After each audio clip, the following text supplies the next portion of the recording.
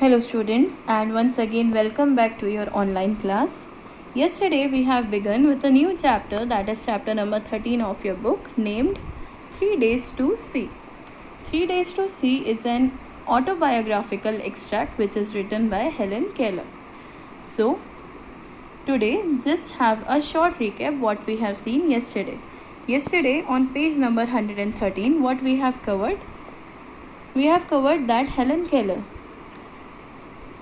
जो थी वो 3 दिन में ब्लाइंड होने वाली थी और ये चीज़ उनके डॉक्टर ने उन्हें कंफर्म कर दी थी दैट विद इन 3 days या आफ्टर 3 days वो कभी भी ब्लाइंड हो सकती हैं। एंड इस चीज़ को उन्होंने डिप्रेस फॉर्म में ना लेकर ये सोचा कि उन 3 दिनों में उन्हें क्या करना चाहिए कि हमेशा के लिए वो 3 दिनों की यादें उनकी माइंड में सेट हो जाए। एंड इस अकॉर्डिंग हेलन केलर ने जब अपनी फ्रेंड से जनरल टॉक किया जिनसे वो रोज़ आजकल मिलती थी नाउ एंड देन, जब उनको पता चला कि 3 दिन बाद वो किसी को प्रॉपरली नहीं देख पाएंगी, तब उन्होंने अपने फ्रेंड को जो वहाँ पर वॉक कर रहे थे एक फॉरेस्ट एरिया में ओपन एनवायरनमेंट में, एक क्वेश्चन पूछा अपने फ्रेंड से कि आपने नेचर में क्या देखा। तो फ्रेंड ने बोला ऐसा कुछ पर्टिकुलर नहीं है जिसको मैं डिस्क्राइब कर सकूँ। बट हेलन केलर ने बोला कि जो चीज़ लोग देखकर भी डिस्क्राइब नहीं कर पा रहे हैं तो वो कहीं ना कहीं उस साइड से पुअर है।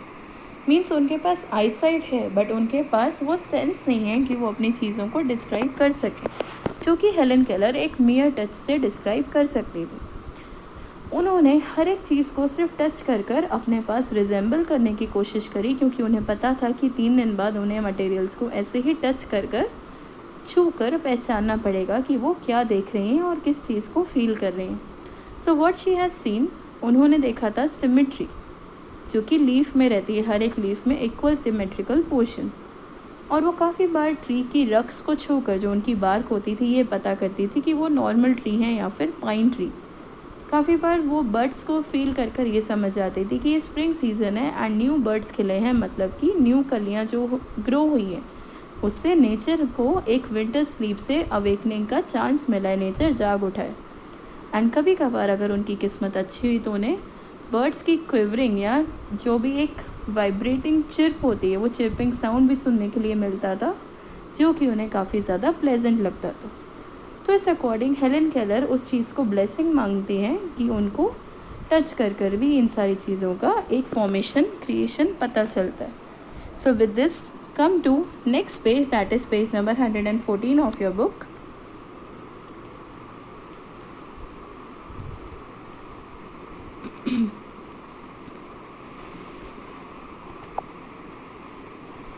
Come to the first paragraph on page number 114.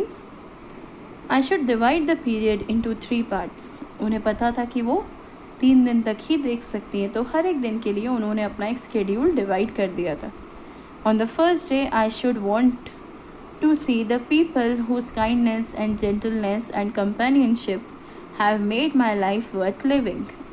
पहले दिन वो किसको देखना चाहती थी? ऐसे सारे लोग जिन्होंने लाइफ में उन्हें सपोर्ट किया है, उनकी जेंटलनेस, उनकी काइंडनेस और उनके कहीं ना कहीं एक कंपेनियनशिप, एक जो फ्रेंडशिप होती है, उनके कारण हेलन केलर आज तक स्ट्रॉन्ग बनी हुई हैं, वो करेजियस हैं। तो पहले दिन वो उन सबको देखना चाहती थी जिन्होंने उनकी लाइफ को एक वर्थ लिविंग या वैल्यूएबल फॉर्म दिया। First, I should like to gaze long upon the face of my dear teacher Mrs Annie Sullivan Macy. सबसे पहले वो किसको देखना चाहती थी? अपनी लाइफ की एक इंस्पिरेशन को, अपनी टीचर को, और कंटिन्यूसली उनको एक लॉन्ग गेज तक देखना चाहती थी। एक पल के लिए वो उनको घूर के रखना चाहती थी कि उनकी आंखों में उनकी इमेज बन जाए। और उनका नाम क्या था? Mrs Annie Sullivan Macy. She came to me when I was a child. वो कब आई हेलन केलर की लाइफ में? जब हेलन केलर जस्ट एक स्मॉल चाइल्ड थी।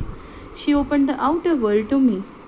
और उन्हीं के नज़रिए से, उन्हीं का जिस तरीके से बिहेवियर था, एक soft polite behaviour, Helen Keller ने उनसे सब कुछ सीखा और आउटर वर्ल्ड को किस तरीके से देखना है, किस काइंडनेस के साथ देखना है, ये सब मिसेस एनी सुलेवन मेसी ने ही हेलन केलर को डिस्क्राइब करा था और सिखाया था।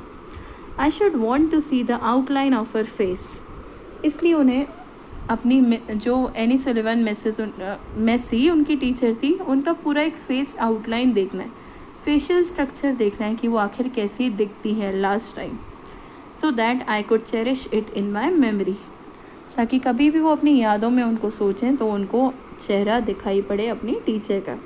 I want to study the face and find in it the living evidence of a sympathetic tenderness and patience with which she accomplished the difficult task of my education. Helen Keller को बचपन से ही problem थी deafness की, dumbness की, और अब जाकर उनकी आईसाइट जो बहुत वीक थी वो अब पूरी तरह से ख़त्म होने वाली थी. तो ऐसे बच्चे को जो कि हैंडीकैप होते हैं, बहुत कम टीचर्स होते हैं जो अपने सपोर्ट से आगे बढ़ा सकें या पढ़ा सकें बिना उन्हें गुस्सा करे, एक सही डायरेक्शन दे सकें. तो इसीलिए हेलन केलर अपनी उन टीचर का फेस अपने माइंड में हमेशा के लिए रखना चाहती थी जिन्होंने हेलन केलर को सिंपैथी का जो भी फॉर्मेशन होता है वो सिखाया कि किस तरीके से उन्हें सिंपैथेटिक रहना चाहिए. टेंडरनेस होती है एक जगह ही, आप काम रहें, पेशेंस रहें, आप कभी भी हाइपर ना हो या अपनी सिचुएशन को लेकर करेज लूज़ ना करें. तो इसी तरीके से वो अपनी टीचर से जो भी कुछ सीखी है उन्हें थैंक्स के अकॉर्डिंग वो विश करना चाहती थी कि वही एक पर्सन है उनकी लाइफ में जिन्होंने हेलन केलर को पढ़ाने का, सिखाने का एक डिफ़िकल्ट टास्क अकम्प्लिश करा है, उसको फुलफ़िल करा है, कंप्लीट करा है.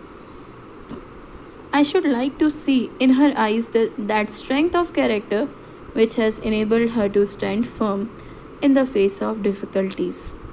वो अपनी टीचर की आंखों में वो देखना चाहती हैं ऐसा करेज, ऐसी स्ट्रेंथ जिससे अभी तक उनकी टीचर ने अपनी लाइफ में सारी डिफ़िकल्टीज़ को ईजिली सॉर्ट आउट करा है.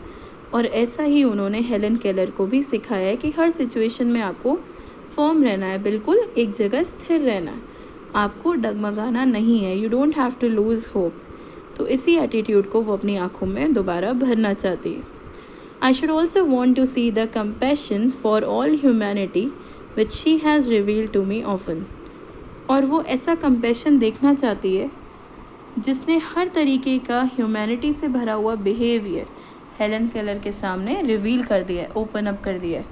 मीन्स किस तरीके से हमें जनरल सोसाइटी को डील करना चाहिए एक ह्यूमैनिटी भरे नेचर से, एक जनरल काइंडनेस से.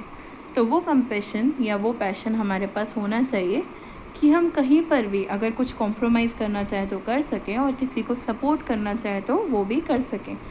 These are the two main concepts of humanity जो हमको सोसाइटी में डील करना चाहिए जब हम लोगों के बीच रहते हैं. Oh, the thing that I should see if I had the power of sight for 3 days. लेकिन ये सारी चीज़ें मैं तभी देख पाऊँगी जब मेरे पास 3 दिन का देखने का पावर रिमेंड होगा. मीन्स जो उनके डॉक्टर ने उन्हें बोला था वो एनी हाउ होना ही चाहिए. एटलीस्ट 3 दिन तक तो वो देख सकें अगर वो अपने टाइम पीरियड डिसाइड करें कि कब उनको किससे मिलना है.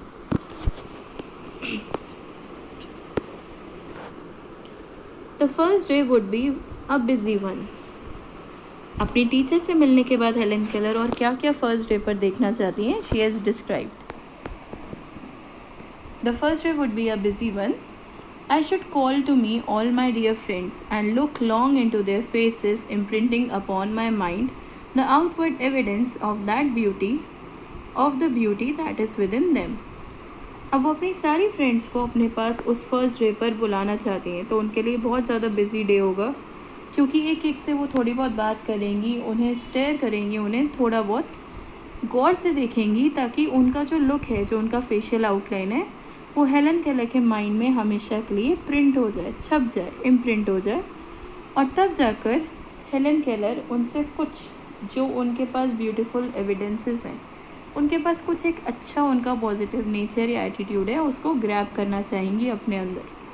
I should let my eyes rest to on the face of a baby so that I could catch vision of the eager innocent beauty which precedes the individual's consciousness of the conflicts which life develops.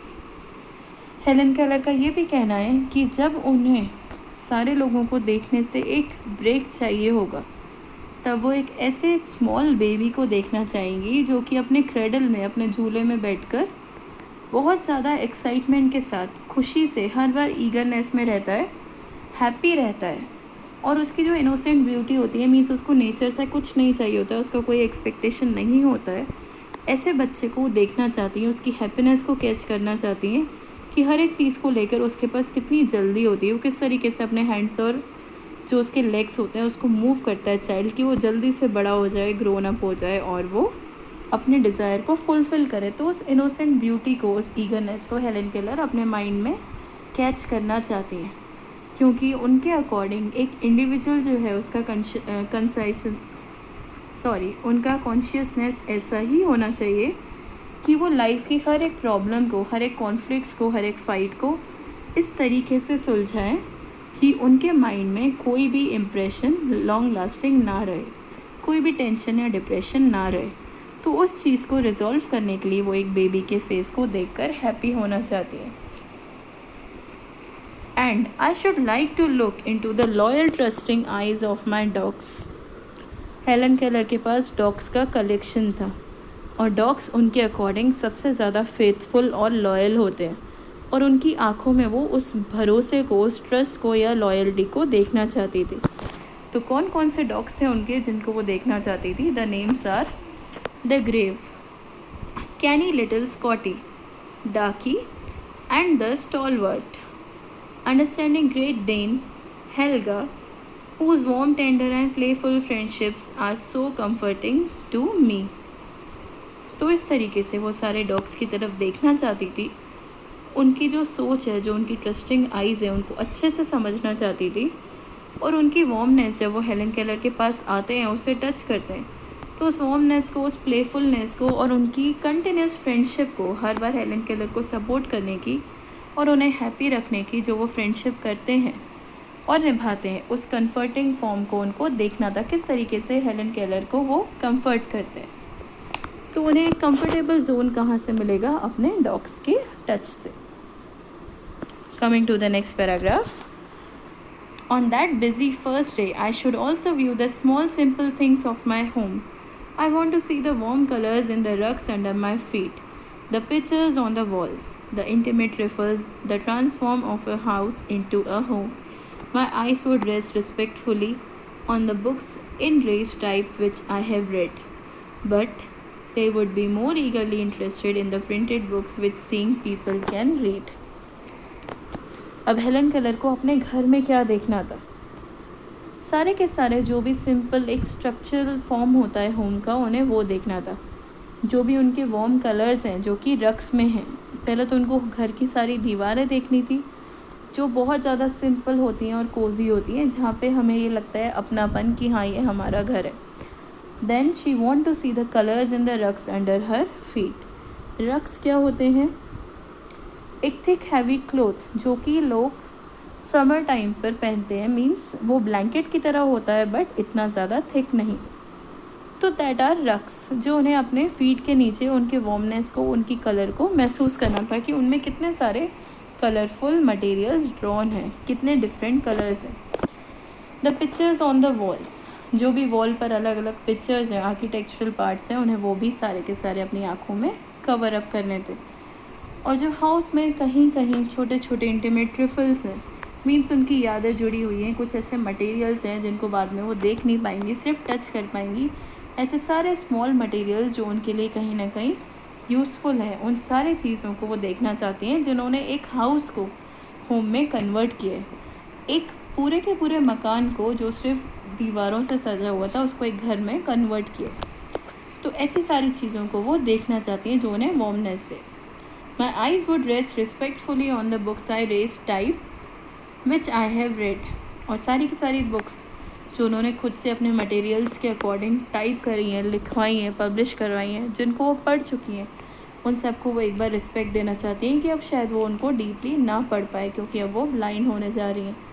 और इसी accordingly, उसी interest के साथ उन सारी printed books को जो उनकी लिखी हुई नहीं है बट आज तक उन्होंने पढ़ी है और पीपल आगे जाके पढ़ सकते हैं, ऐसे कलेक्शन को भी वो अपनी आँखों में भरना चाहती थी।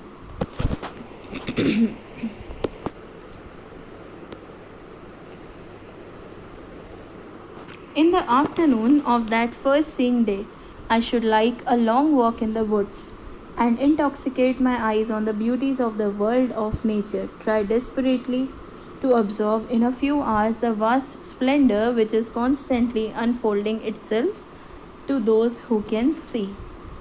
ये सारे उनके मॉर्निंग का स्केड्यूल था। तो वो दिन में क्या करना चाहती थी? दिन में वो दोबारा वुड्स मतलब फॉरेस्ट के बीचों बीच घूमना चाहती थी। अपने आइज़ में नेचर की पूरी कलरफुलनेस से जो भरी हुई ब्यूटी होती है उन्हें अपनी आँखों में भर लेना चाहती थी, और डेस्परेटली बिल्कुल एक ईगर फॉर्म के साथ हर एक चीज़ को, छोटी छोटी चीज़ को जो उनके लिए बहुत ज़्यादा कन्फर्टिंग होगा, एक सूथिंग देगा, सूथिंगनेस को, उन सारी की सारी चीज़ों को वो अपने माइंड में, अपने हार्ट में अब्जॉर्ब करना चाहती थी। और इस तरीके से वो अपनी सारी जो भी नेचर की चीज़ें हैं उनको होल्ड करके रखना चाहती थी कुछ टाइम तक। On the way from my Woodland joint my path would lie near a farm so that I might see the patient horses plowing the field. Perhaps I should see only a tractor and serene content of men living close to the soil, and it should pray for the glory of a colorful sunset. और जब वो उस forest से बाहर निकलेंगी और एक Woodland joint पर जाएंगी, एक जॉइनिंग पाथ पर जाएंगी जो लोगों को फार्म लैंड से जोड़ कर रखता है और आसपास विलेज एरिया होता है, और फिर जाकर कहीं ना कहीं एक सिटी का एरिया चालू होता है। तो ऐसे जॉइंट पर, ऐसे जॉइनिंग पार्ट पर वो किसको देखना चाहती हैं? सबसे पहले उन पेशेंट हॉर्सेस को जो कंटिन्यूसली एक ही जगह विलेज के साइड में खड़े रहते हैं, और काफ़ी बार जब उन हॉर्सेस पर लोग जाते हैं तो वो क्या करते हैं, वहाँ पर चीज़ों को प्लो करते हैं, फील्ड को प्लो करते हैं।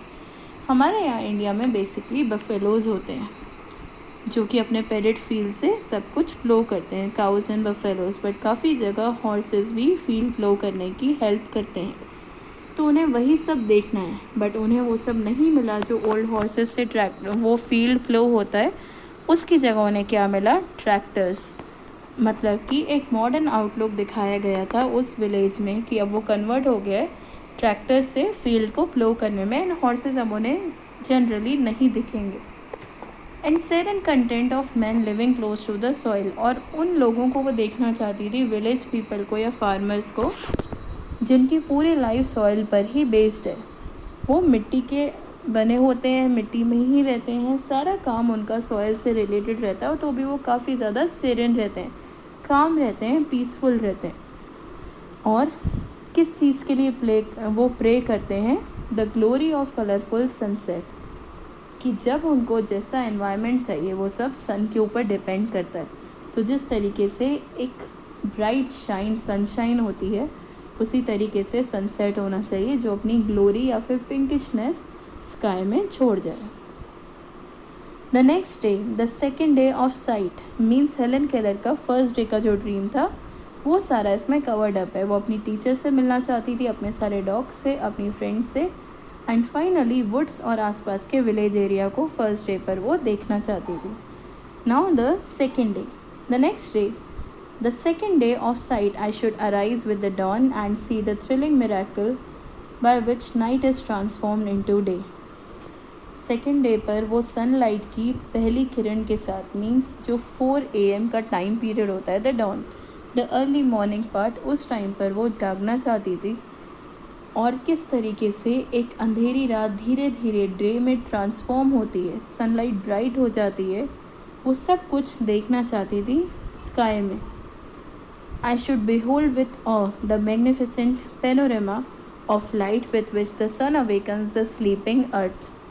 और वो बहुत ज़्यादा गहराई के साथ उस मैग्निफिसेंट फॉर्म को देखना चाहती थी, उस पेनोरामा को, मतलब कि दूर तक फैला हुआ एक लैंडस्केप अपनी एक निगाह से, जिसमें उन्हें पता चले कि किस तरीके से सन धीरे धीरे ब्राइट होता जाता है और सारे के सारे स्लीपिंग अर्थ को जगाता है। मीन्स लोग रात में जैसे सोते हैं तो ऐसा लगता है कि अर्थ सो गया हो, हर जगह लाइट्स ऑफ एंड लोग रेस्ट कर रहे हैं।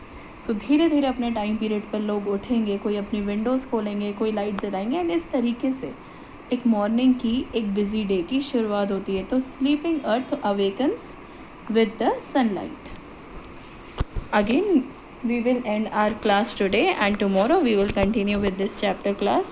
Till then, thank you and have a nice day.